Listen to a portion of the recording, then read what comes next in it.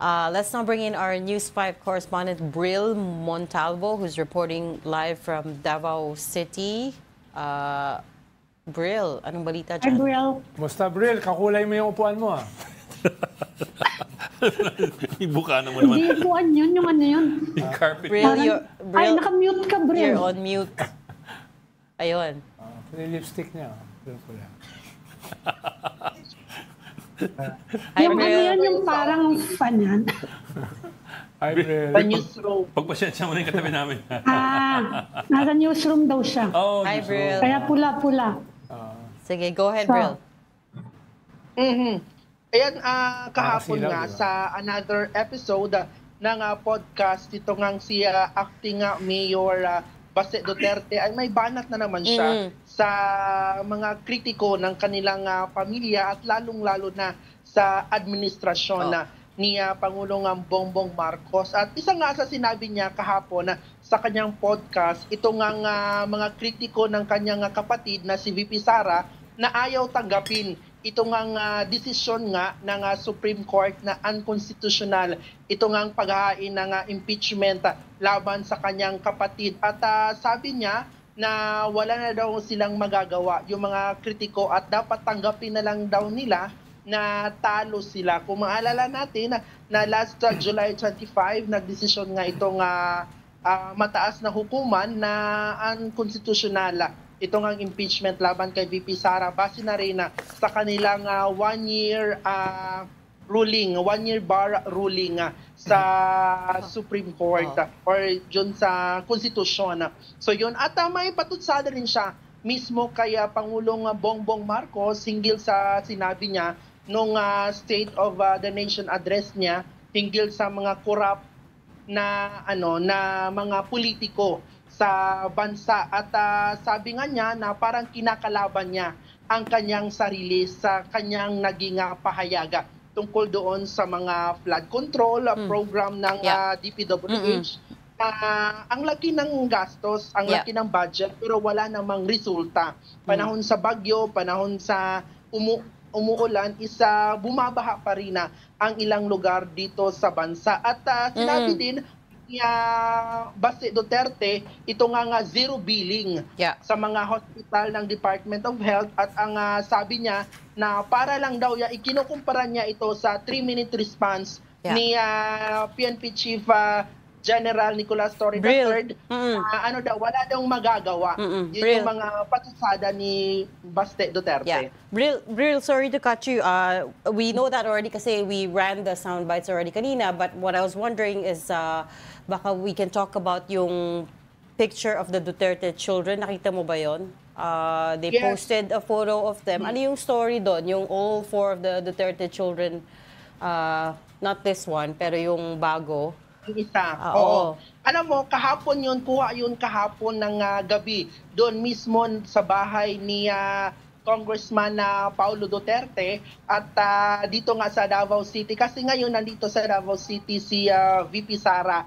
At kagabi na ay nagkita-kita sila itong si VP Sara, si Congressman Polong, si Mayor Baste at ang kanilang nakababatang kapatid na si Kitty Duterte. Pero hindi na nila idinitalye kung ano ang pinag-usapan nila. Pero ngayon, nandito ngayon ang 4 na mga anak ni Pangulong Rodrigo Duterte dito sa Davao City. Bril, yung purpose ba ng picture taking na yan is to show na united sila dahil nag-post ng message si Hanilet na banned na siya dumalaw kay Digong sa ICC.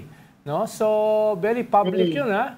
At alam na naman natin, itong mga nakaraang mga linggo, yung bakbakan between Kaufman on one side, na apparently kakampi ni Sara at saka ng mga siblings ni Sara, at si Harry Roque, Maharlika, at saka si Hanilet on the other side. No? Mukhang nag-escalate yan dahil pinagbawalan na daw si Hanilet na dumalaw. No? At syempre, pag pinagbawalan yan, may pinanggagalingan yan na yung mga nakaregister na kamag-anak. No? So, isn't that the purpose nitong picture taking na ito?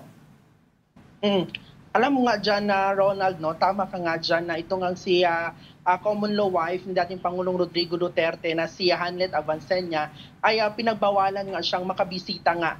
Kaya dating Pangulong Rodrigo Duterte doon sa loob ng detention cell sa ICC. Kasi nga sa kanyang interview kay Hanlet Avancenia sa isang panayam sa kanya, sabi niya na July 19 umano, last month is sa kanilang phone interview or phone conversation ni Pangulong Rodrigo Duterte is may ano daw siya, may sinabi siya, may diniscuss siya na hinggil doon sa kaso ni Pangulong Rodrigo Duterte na mahigpit na ipinagbabawal ng ICC. So isa sa mga rason yun nga pinagbabawalan na siya ngayon na makabisita kaya dating Pangulong Rodrigo Duterte sa loob ng ICC. At ang sabi din ni Hanlet Avancenia, nasa 7 hanggang 9 na umano siyang winarningan ng ICC sa kanilang every time na pumapasok siya or bumibisita siya doon nga kaya Pangulong Rodrigo Duterte. Kasi nga ipinagbabawal nga, ayon nga kaya Kaufman at doon sa ICC na dapat hindi dapat lumalabas sa publiko ito nga kaso ni Pangulong Rodrigo Duterte at bawal din doon pag-usapan ng mga bisita ni Pangulong Rodrigo Duterte sa loob ng detention cell. Alam mo, Bill, Bill, may balita ka ba kung ano yung pinag-usapan ni Hanlet about the case sa si President Duterte? Kasi because of the circumstances, dito mga recent developments, ang spekulasyon dahil yung ganyang move, kailangan i-move yan ng legal counsel ni Duterte sa ICC for ICC to ban Hanlet. So we're presuming na ang nag-ano niyan yung abogado niya, si Kaufman, kaya meron ngayong mga kumakalat na spekulasyon na baka daw hiningi ni Hanlet na isama naman si Harry Roque dun sa kaso. Meron bang ganyang balita na kumakalat dyan sa Davao?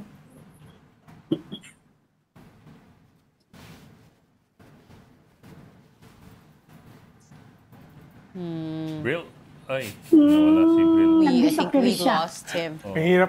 Ang hirap kasi nung tanong mo, Ami. Kaya tanong ko lang kung ano yung pinag-usapan. Ayan na, Brill, did you hear me? O minsan nawala kanina. Ayun, I can hear you clearly na. Yan, kasi tanong ko lang kung may balita ka kung ano yung pinag-usapan ni Hanlet about the case and President Duterte kasi spekulasyon hiningi daw ni Hanlet na pasamahin si Harry Roque sa Defense. doon sa case sa defense. Kaya minove ng defense dahil ang abogado mo si Kaufman minove na ipaban sila.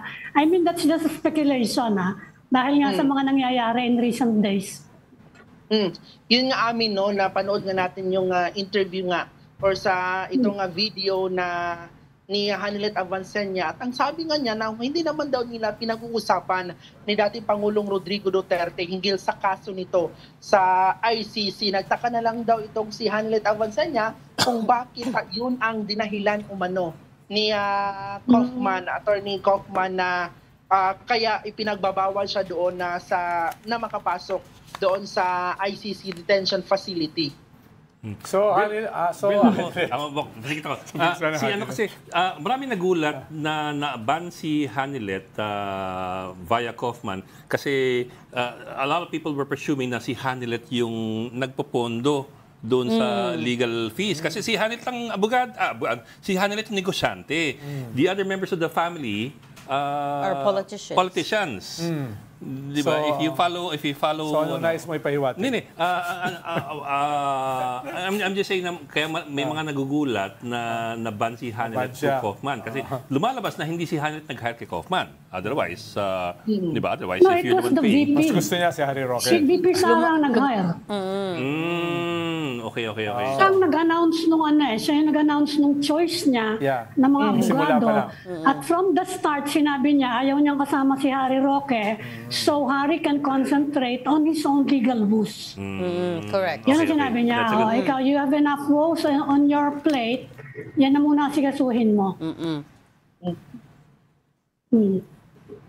Okay. But Sige. I'll let that go sige, then. go. So yung bahay diyan na Bril hindi pa nabebenta. Ayan, yan.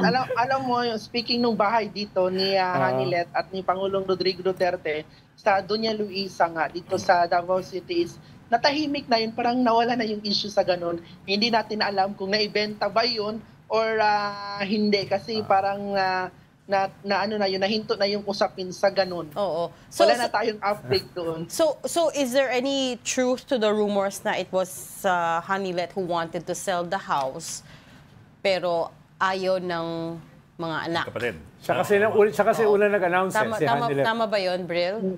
From your... Oo.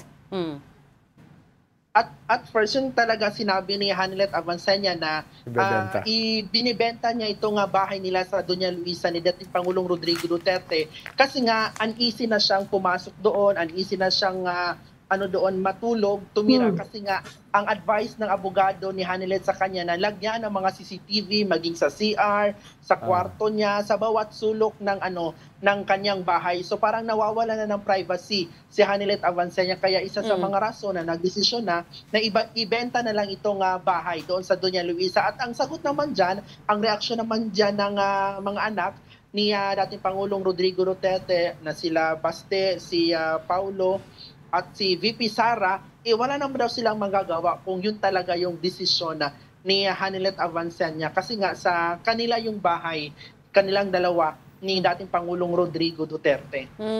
So not necessarily sila yung nag-block ng sale ng bahay. Not necessarily. Okay. Pero Bril, kung baka pwede mo lang sa spare time mo, sulat mo na yung script nung telenovela ng mga Duterte. Mukhang ikaw yung pinaka-nakakaalam ng lahat para sa isang telenovela. Malaking kanya malaking kwarta yan. No? Pag pinalabas sa Netflix. Anyways,